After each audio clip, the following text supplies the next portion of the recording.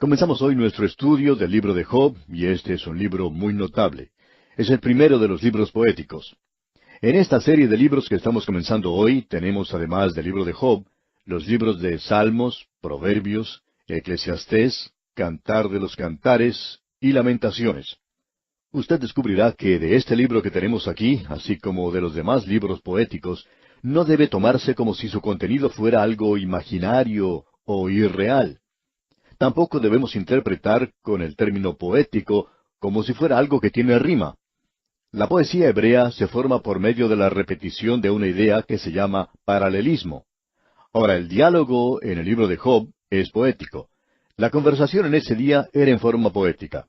Si usted ha leído alguna vez la Ilíada o la Odisea de Homero, puede tener un ejemplo de cómo era la literatura secular de entonces, porque era algo común en esos días.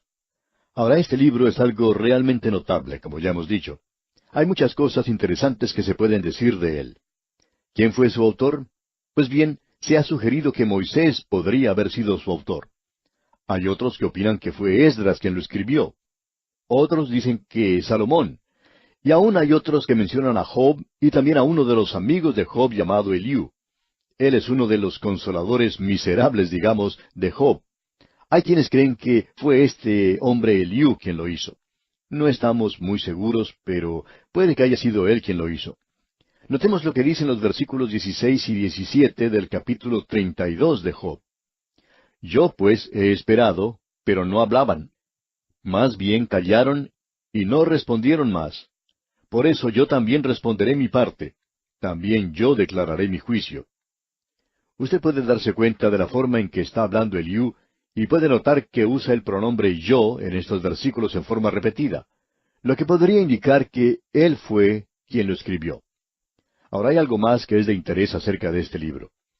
Nosotros no sabemos quién fue el autor, tampoco sabemos el período cuando vivió Job, no sabemos ni siquiera dónde vivió. Ahora sabemos que habrá personas que digan dentro de un momento que aquí podemos leer que hubo en tierra de Uz un varón llamado Job. Bueno, nosotros hemos sido presentados a este hombre y vamos a aprender mucho acerca de él, pero sinceramente hablando, no conocemos la tierra de Uz. No sabemos que ninguna persona haya podido señalar el lugar exacto donde estaba ese lugar. Hablaremos de eso un poco más adelante. Pero la época y el lugar, que son cosas de tanta importancia en estos libros o en cualquier literatura, no son mencionados aquí. No se menciona el tiempo y tampoco se menciona el lugar. Ahora podemos sugerir ciertas cosas y vamos a hacer eso. En primer lugar, quisiéramos sugerir que esto nos llega de la época de los patriarcas, debido al período de la duración de la vida de Job. Él, como usted sabe, vivió mucho tiempo, y esto indica que este hombre habría vivido en esa época en particular. Se nos dice al final de este libro, allá en el capítulo 42, versículo 16, después de esto, vivió Job 140 años, y vio a sus hijos y a los hijos de sus hijos hasta la cuarta generación. Esto lo pondría a él en ese período que hemos mencionado. Luego, en este libro, encontramos que Job actuaba como el sumo sacerdote en su familia. Aquí no se menciona ninguna mención de los hijos de Israel, así es que evidentemente tuvo lugar antes que ellos llegaran a existir. Tenemos luego que Elifaz era descendiente del hijo mayor de Esaú. Uno puede encontrar eso en Génesis capítulo 36, versículo 10. Hay quienes opinan que el tiempo de este libro debería ser durante el tiempo de Jacob, y bien podría ser eso también.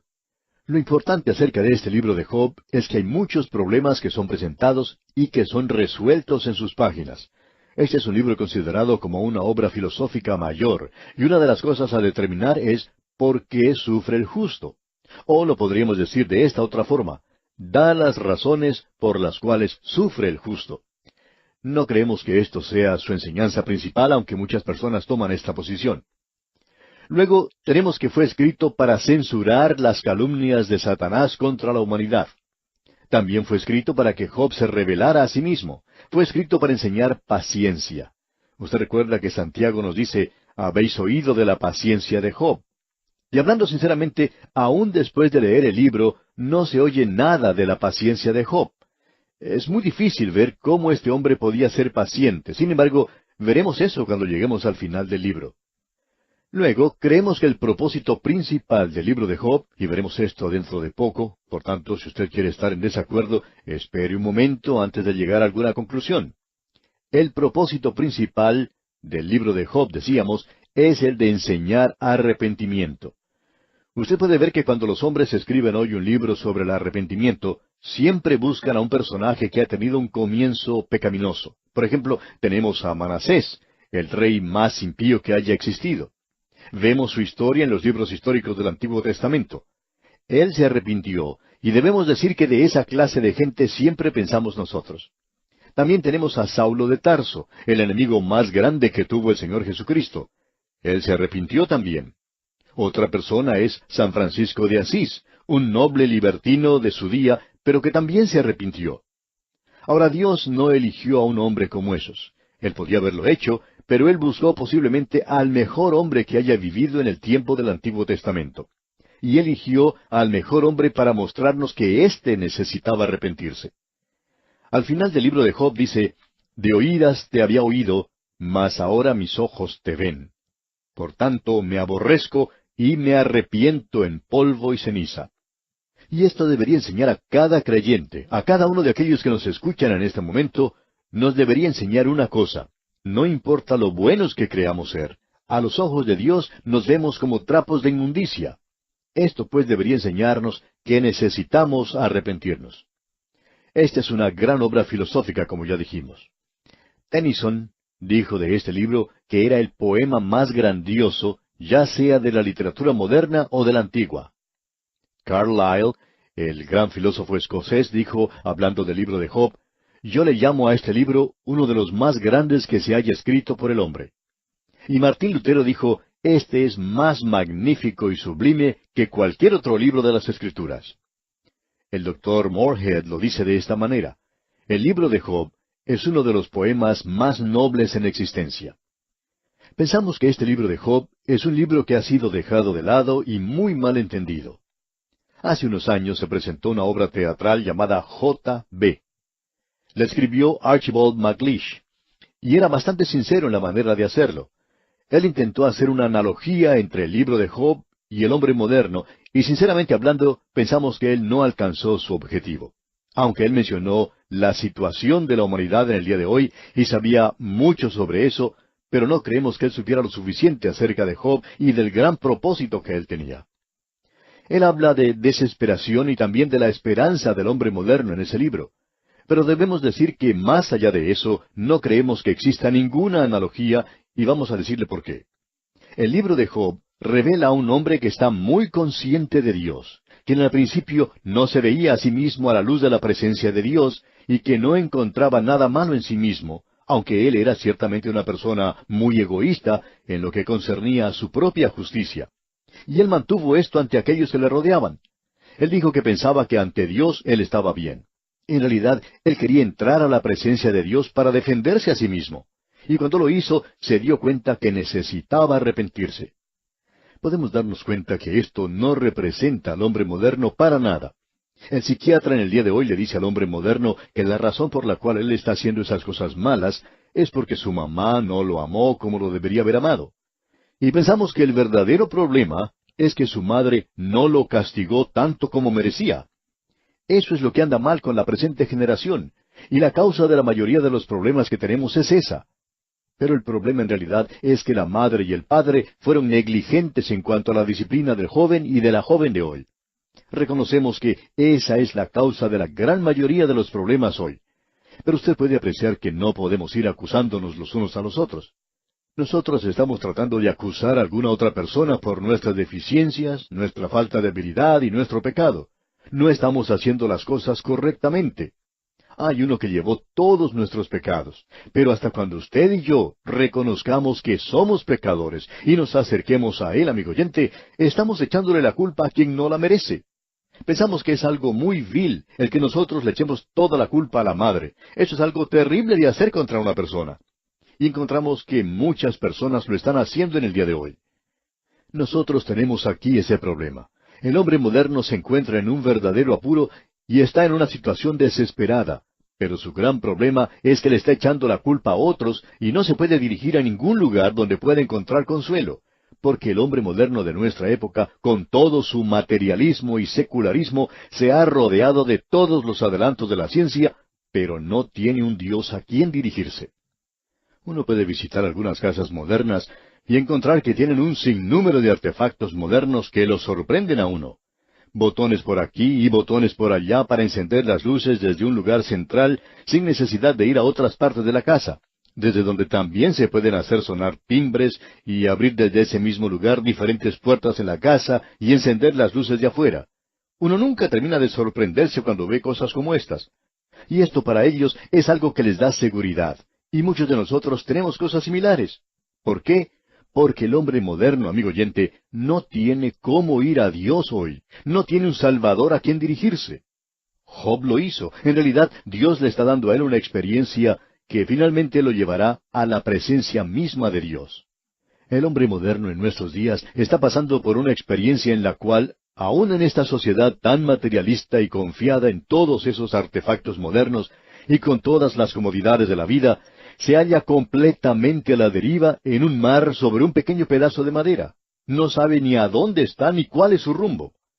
Y eso es algo que nos asusta, diremos de paso. En realidad, en la actualidad hay algunas personas que están pensando que más allá debe haber alguien. Tenemos una canción moderna que dice, «Pon tu mano en la mano del hombre de Galilea». Pues bien, así nos estamos acercando a la realidad. Pero aún así pensamos que no están dando en el blanco, porque uno tiene que acercarse a Él como pecador. Usted lo tiene que aceptar a Cristo primero, es decir, como Salvador. Hoy en día escuchamos mucho acerca de hacer nuestra dedicación a Cristo. Y de paso quisiéramos preguntarle, amigo oyente, ¿cuál es su dedicación? Si usted piensa que es nada más que el acercarse a Él hoy y decirle que lo va a hacer su Señor, como muchos dicen, eso en realidad no será suficiente. Él dijo que iba a haber muchos que se acercarían a Él en aquel día diciéndole, «Señor, Señor». Usted no lo puede hacer a Él primero su Señor. En primer lugar, lo tiene que aceptar como Salvador. Él murió por usted. Usted no comienza con Él en ninguna otra parte sino en la cruz, donde Él entregó su vida para salvarle. Ahora ese es el problema con el hombre moderno. No era el problema que tenía Job. Job no podía comprender por qué Dios le había permitido pasar por esa experiencia y él no reconocía que necesitaba arrepentirse. Y él está muy consciente de la presencia de Dios a través de todo esto. En cambio, el hombre moderno no está consciente de esto para nada. Hemos dedicado mucho tiempo a esto porque pensamos que es algo de suma importancia. Vamos a considerar el libro de Job desde ese punto de vista. Estamos tratando aquí, amigo oyente, con principios bastante profundos y con grandes verdades, la verdad divina. Y nos gustaría presentar ahora un bosquejo del libro de Job en la forma en que lo hemos dividido. Es algo bastante sencillo. Tenemos aquí un gran drama y es presentado en los primeros 2 capítulos en el estilo de prosa. Luego tenemos el diálogo, es decir, la poesía. Del capítulo 2, versículo 11, hasta el último capítulo, versículo 6, veremos que Job tiene una conversación tremenda con sus amigos. Y luego tenemos finalmente a Dios entrando en la escena. Entonces, el epílogo, que es también en forma de prosa, del capítulo 42, versículo 7, hasta el final del libro.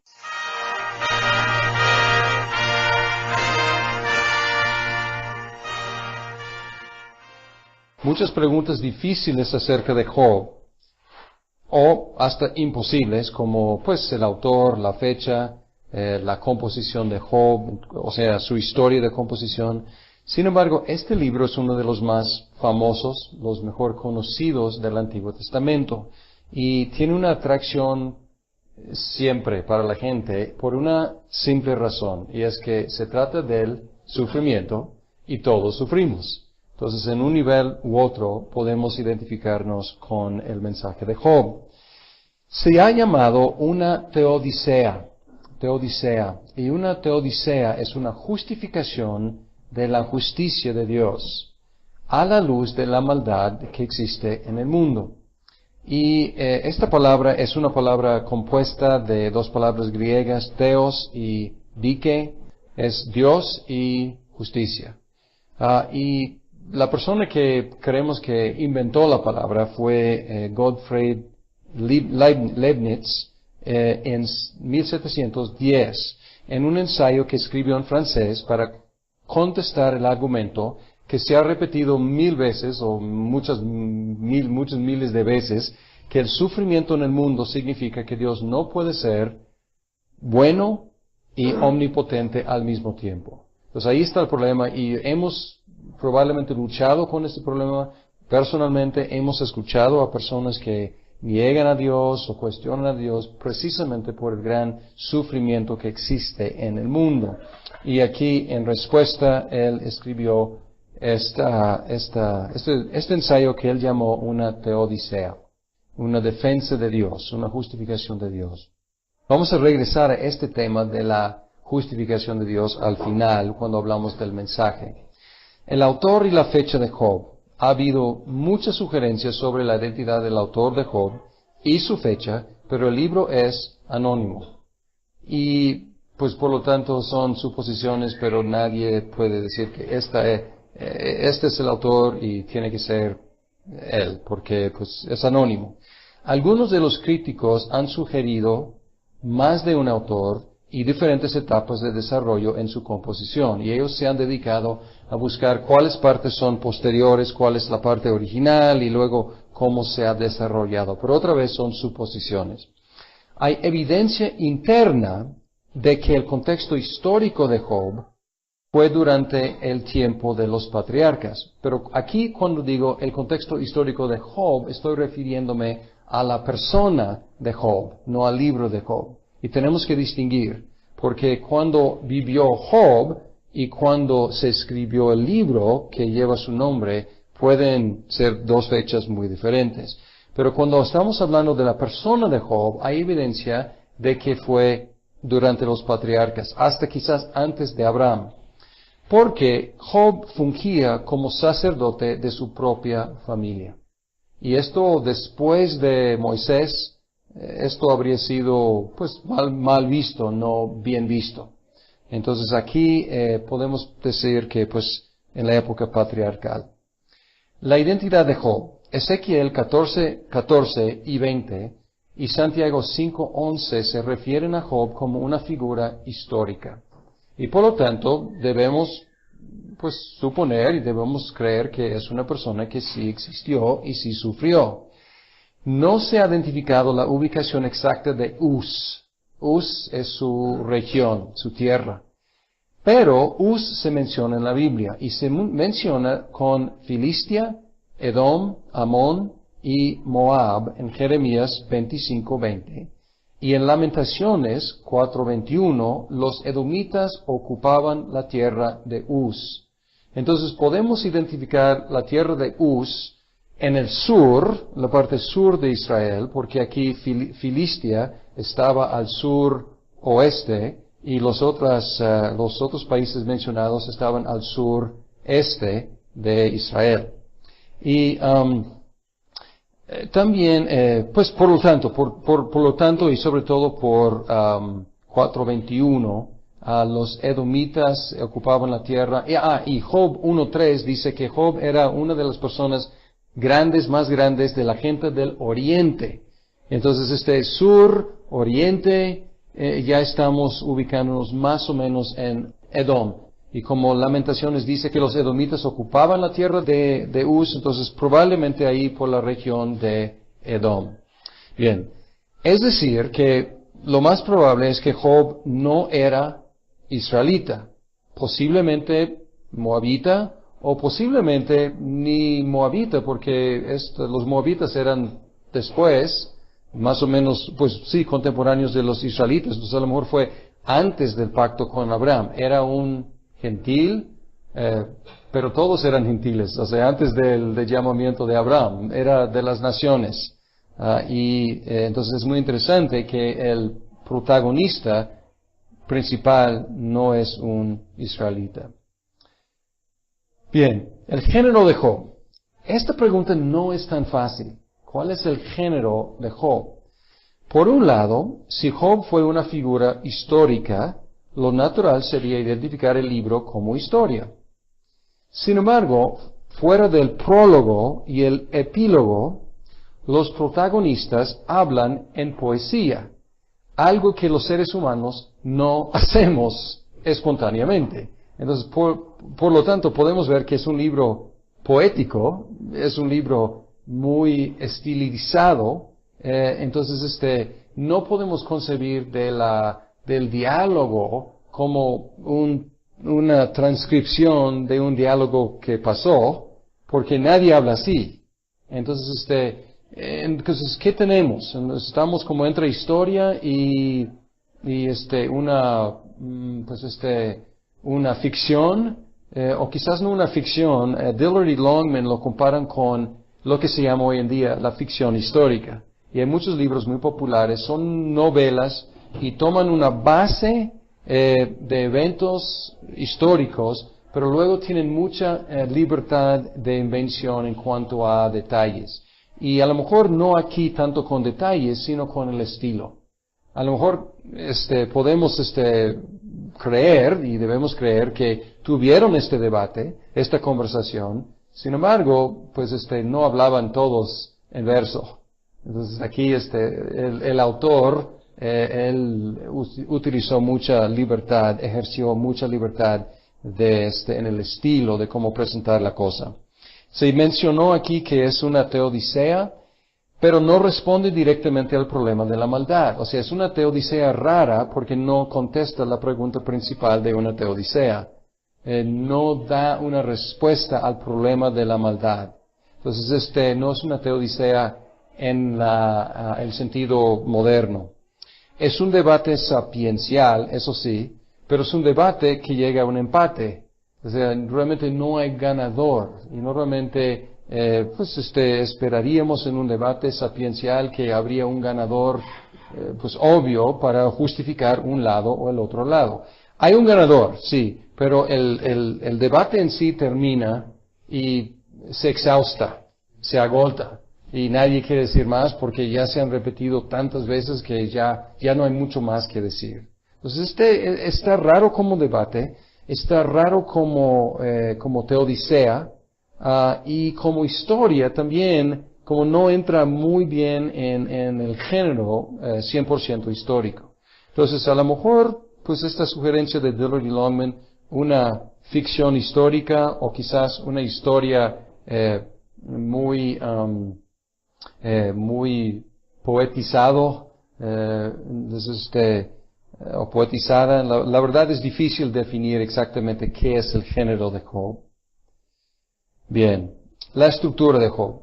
Tiene un prólogo en prosa que introduce a los protagonistas y la trama. Tiene luego el peso del libro, son los diálogos de Job con sus tres amigos. Y primero, el lamento de Job, 3 ciclos de diálogos, poemas sobre la sabiduría de Job, y luego último discurso de Job, y el poema en un sentido es parte del discurso último de Job, luego el monólogo de Eliú, y luego Yahvé viene y habla desde la tempestad. Y luego tenemos epílogo en prosa que pone fin a la acción. Y aquí podemos ver algo interesante que es similar a lo que vimos en Eclesiastés. Aunque en Eclesiastés es más bien como una presentación, introducción y una evaluación al final, y luego el discurso de Kohelet en medio, pero aquí tenemos introducción histórica en prosa, conclusión epílogo en prosa histórico, y en medio tenemos la poesía. Entonces esta es una híbrida, una combinación muy interesante. Bien, vamos a hablar de cada parte. El prólogo. Su estructura, ya mencioné, me adelanté, es semejante a Eclesiastés. En el prólogo hay 2 escenarios que alternan, cielo y tierra. Y en ese sentido es como Apocalipsis, porque Apocalipsis es aunque Job no es apocalíptico, pues alterna las 2 perspectivas, como en Apocalipsis, cielo y tierra. Pero lo que es muy importante guardar en mente es que nosotros tenemos más información que Job mismo tenía.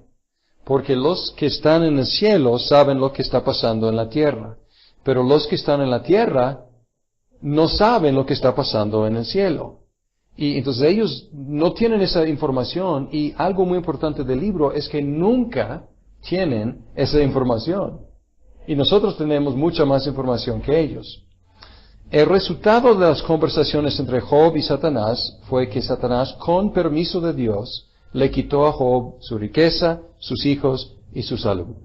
Y estas, pues, son de las cosas más preciosas para seres humanos, sobre todo los hijos. Luego, probablemente en segundo lugar, salud. Y en tercer lugar, la riqueza. Job, luego, famosamente, no maldijo a Dios. Y su famoso dicho, el Señor ha dado, el Señor ha quitado, bendito sea el nombre del Señor.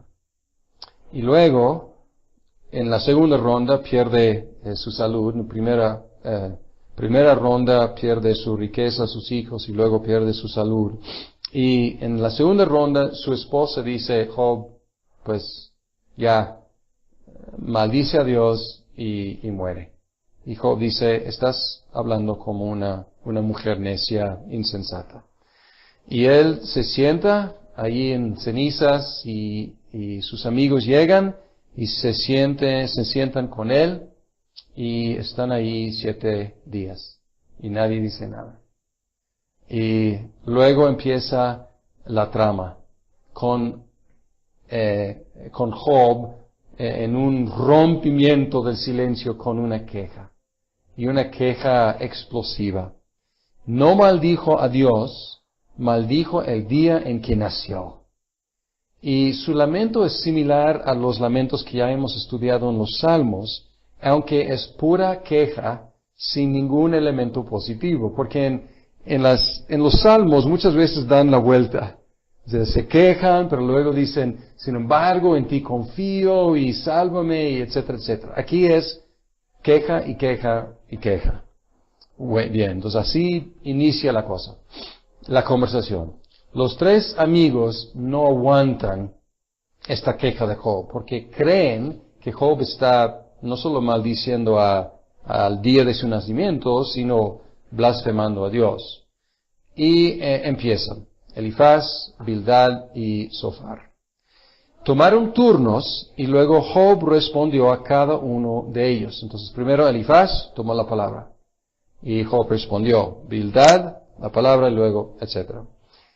Ha habido controversias acerca del tercer ciclo, porque parece estar incompleto, porque Zofar no participó. Y hay 2, por lo menos, más de 2, pero dos perspectivas básicas sobre qué está pasando ahí. John argumenta que lo incompleto es evidencia a favor de su autenticidad. Y su argumento va así. Un redactor habría sido la presión de completar el ciclo. Y podemos ver autenticidad aquí porque el autor resistió esa tentación de hacerlo, completarlo. El contraargumento es que a lo mejor sí, pero en el proceso de la transmisión probablemente algunas cosas, algo se perdió o algo no traslapó, pero se puso en otro lado, en alguno de los rollos, o sea, están suponiendo eso. Entonces, esto es un debate entre los eruditos, estudiosos del Antiguo Testamento. No afecta en nada la interpretación, es cierto, es muy buen punto. Más fuerte que lo incompleto es la consideración de que el contenido de algunas secciones que parecen ser de Job están más de acuerdo con los argumentos de Zofar. Y esto es un argumento más fuerte, porque parece que Job está hablando con palabras de Zofar. Entonces sería fácil imaginar que pues un renglón salió o se quitó que decía, y Job terminó y Zofar tomó la palabra, algo así. Entonces sería fácil que una indicación como esa haya desaparecido. Es la idea. Ahora, Diller y Longman asignan 27, 13 al 23 a Zofar. La nueva versión internacional, interesante, asigna 24, 18 al 25, y luego los mismos versículos que Diller y Longman a Zofar, y tiene una nota. Y otra vez les recuerdo, cuando están leyendo en la nueva versión internacional, las notas son muy importantes, porque ahí encontramos muchas veces las cosas que tienen que ver con la crítica textual, que no van a encontrar en el texto y no van a encontrar en muchas otras versiones de la Biblia. Entonces, en ese sentido es muy buena la traducción. Ahora, si ven aquí en el versículo 18, dice, su título es Interrupción de Sofar, y luego tiene una nota abajo, y la nota abajo dice, Sofar no se menciona en el texto. Se considera que esta porción, junto con 27:13 al 23, forma parte del tercer discurso de este personaje. Entonces ahí pueden ver pues la perspectiva de Diller y Longman y un poco más allá de Diller y Longman porque identifican dos secciones en la nueva versión internacional asignándolas a Sofar. Harrison explica las similitudes y a veces repeticiones textuales como verbatim, palabra por palabra casi, 20, por ejemplo, 20, 29 y 27, 13. Sofar está hablando en 20, 29 y luego se repite la misma idea con las mismas palabras en 27, 13. Pero Harrison dice que estos son ejemplos de Job citando a Sofar, pero dando otro énfasis a sus palabras. Y hay otros ejemplos en Job de eso, o sea, se citan, porque en sus argumentos es algo muy efectivo. Si estoy en un debate contigo y tú dices algo y luego yo puedo aprovechar de lo que dices, o sea, es bueno que yo te cite. Entonces hay algo de eso pasando en Job. Entonces puede ser un ejemplo. Entonces, pues, la verdad, les menciono este debate, pero no tiene trascendencia para la interpretación. En su última participación, Job compuso un poema sobre la sabiduría, es el capítulo 28, en el cual anticipó algo de las palabras de Dios. Entonces, aquí otra vez podemos comparar Job con Eclesiastés, porque Kohelet, él, en su búsqueda, a veces casi sale a la luz del día, y luego otra vez cae en el pesimismo. Y aquí, igual con Job, a veces hay vislumbres de una salida, y aquí en 28 está como, pues ya está acercándose a una resolución, anticipando algo de lo que Dios iba a decir después, y luego otra vez en 29 al 31, otra vez a la queja. Entonces, ¿cómo empieza Job? Pues quejándose. ¿Cómo termina Job? Quejándose. Sin embargo, no maldijo a Dios, aunque sus amigos pensaban que estaba estaba blasfemando a Dios. El joven Eliú tomó la palabra después del empate entre Job y sus tres amigos. Aunque prometió agregar algo nuevo al debate, repitió los mismos argumentos de los otros tres. Y muchos críticos han considerado este discurso como una adición posterior, porque dicen, no entra en los ciclos, no agrega nada nuevo, y también no se menciona en el epílogo, y Dios no lo menciona, o sea, Dios reprende a los tres amigos de Job después, pero no menciona a Eliú. Entonces, para algunos dicen que esto debe ser algo que agregaron después. Pero siempre estos argumentos tienen dos filos, ¿no? Porque si no cabe bien ahí, entonces la pregunta es, ¿por qué alguien habría agregado esa sección si no cabe? Entonces están entre o el original era inepto o el editor posterior era inepto. Entonces estos argumentos realmente cuando dicen que no cabe ahí, por eso es posterior, porque el autor no podría haberlo incluido. Pues entonces, ¿por qué el editor posterior lo incluyó? Entonces, si no debe estar ahí, según ellos, pues es difícil colocarlo antes o colocarlo después. Entonces, estos argumentos son muchas veces muy tendenciosos de los críticos. Bien, ¿qué dicen Diller y Longman? Me parece bueno. Consideran que el discurso es original y que Dios hizo caso omiso al joven impetuoso. Es como, él llega al final y él va a salvar el día y él va a decir, pues buen intento, pero ustedes no atinaron y Job, ya te voy a justificar, te voy a echar la mano y ahora escúchenme todos. Y él es un joven que, pues, echa, como dicen, echa un rollo, pero al final nadie lo hace caso, ni Dios lo toma en cuenta, porque a fin de cuentas no tiene nada que agregar. El discurso de Dios. Durante sus discursos, Job buscaba una audiencia con Dios para que Dios explicara el sufrimiento de Job. Es lo que buscaba durante el libro. Quiero una audiencia con Dios. Dios le dio la audiencia, pero nunca le dio la explicación que Job buscaba. Dios luego interrogó a Job acerca de cosas de la naturaleza, pero Job no podía contestar las preguntas. Y el mensaje no es simplemente, tú eres un ignorante, cállate. No es tanto así. Es más positivo. Es que Dios es la fuente de la sabiduría. Dios es la fuente de todo el conocimiento de la naturaleza y también de la providencia. Entonces está apuntando hacia la solución que es Dios mismo y su propia sabiduría. Job respondió con humildad y arrepentimiento, reconociendo su justa medida. Y luego el epílogo.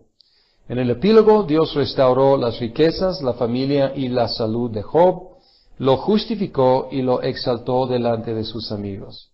Y humilla en un sentido a los amigos diciendo, pues, ustedes tres, pues, Job va a encargarse de restaurarlos, porque ustedes no hablaron correctamente acerca de mí, como Job hizo. Entonces, Dios está como en un sentido dando la razón, o más razón a Job que a los tres amigos, y Job tiene el privilegio de orar por ellos, porque ellos estaban completamente equivocados.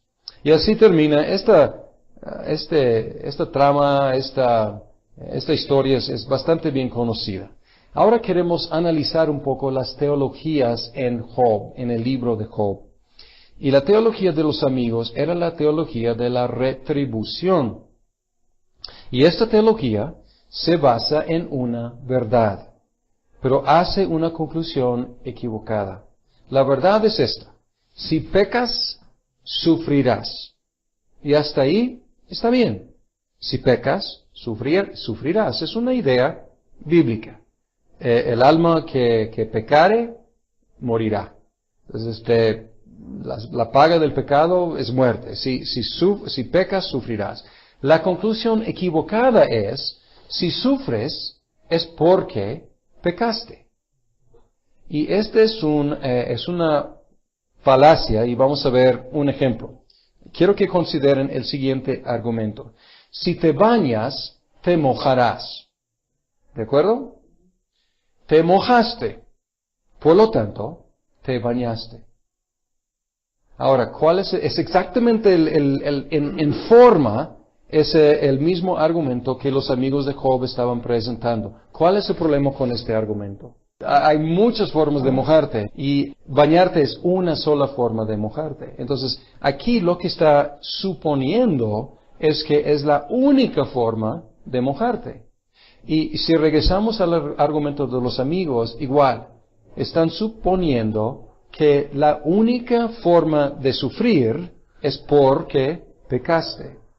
Y aquí, otra vez tenemos que recordar que ellos no tenían la información que nosotros tenemos. Ellos no habían leído el prólogo, y Job tampoco. Entonces, no podían contemplar otra posibilidad de por qué Job estaba sufriendo. La única opción para ellos era que él había pecado para merecer ese sufrimiento. Ahora, Job reconoció la teología de la retribución. Y era un problema para él, porque él compartía hasta cierto punto la teología de sus amigos. Porque cuando ellos empezaron a sermonearlo, él decía, ¿quién no sabe eso? Todo el mundo sabe eso. No me están dando información nueva. Pero insistió que no aplicaba en su caso. Y esto era un problema para Job, y pues para ellos también. Su teología era la teología de la soberanía, que Dios es soberano y hace lo que quiere. Otra vez, esta teología empieza con una verdad. Dios es soberano. Hasta ahí, perfecto. Pero fácilmente puede caer en un concepto de Dios como arbitrario o caprichoso o hasta cruel. Y ahí Job está rayando con ese concepto de Dios. No solo soberano, sino pues hacia el lado caprichoso o hasta cruel. La respuesta que Dios le dio a Job fue que Él es sabio y ejerce su soberanía con sabiduría. Es la respuesta. Ahora, no es una respuesta, no es una teodicea en sí. No justifica la justicia de Dios, en el caso de Job, ni en el caso de nadie. Entonces, en un sentido es muy incompleta como teodicea. Pero esta respuesta requiere algo de Job y requiere algo de nosotros, y es un ejercicio de fe. Porque, otra vez, termina el libro y Job todavía no sabe nada acerca del prólogo. No sabe nada acerca de la confianza que Dios tenía en él y en su integridad, el desafío de Satanás. Y aunque hubiera sabido, probablemente eso no le habría satisfecho.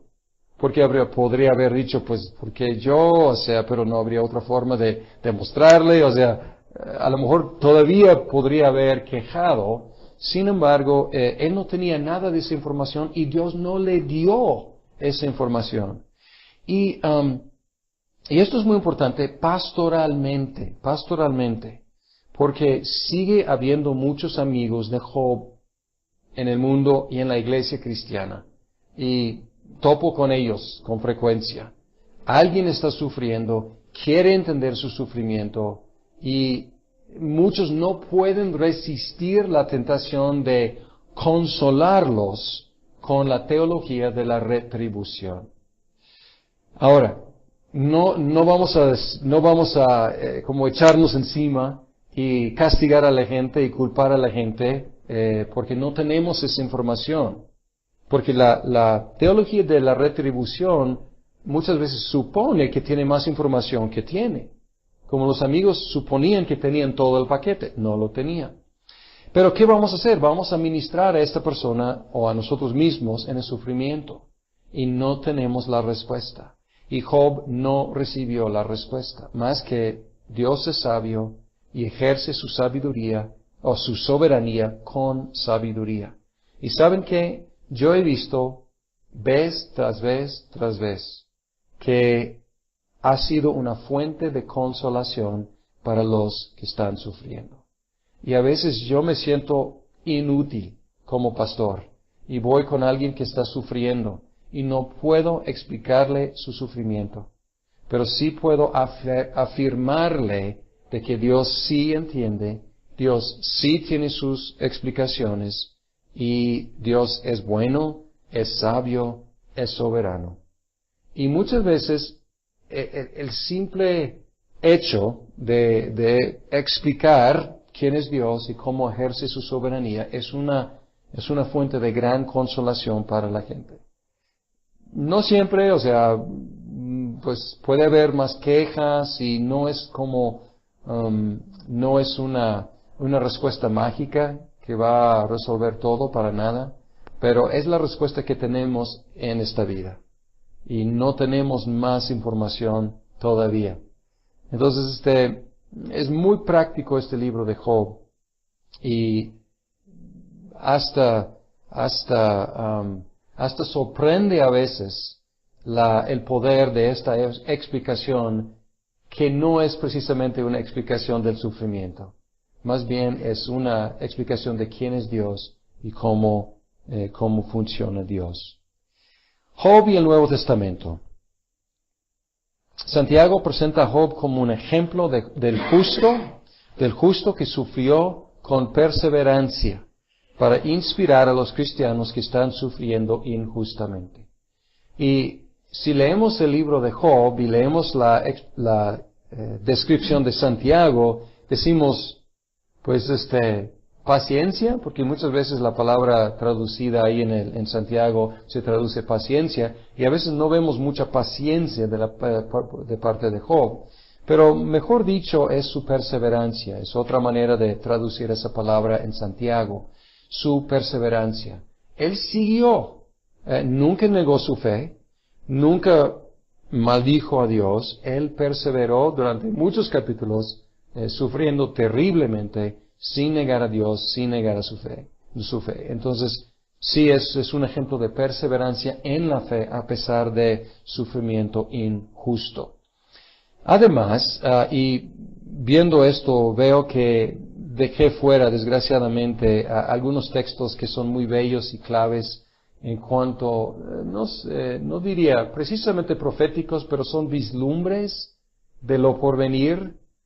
Cuando Job dice, yo sé que mi Redentor vive y yo lo veré, es un vislumbre de la resurrección, porque él anticipa ver a su Redentor en la carne.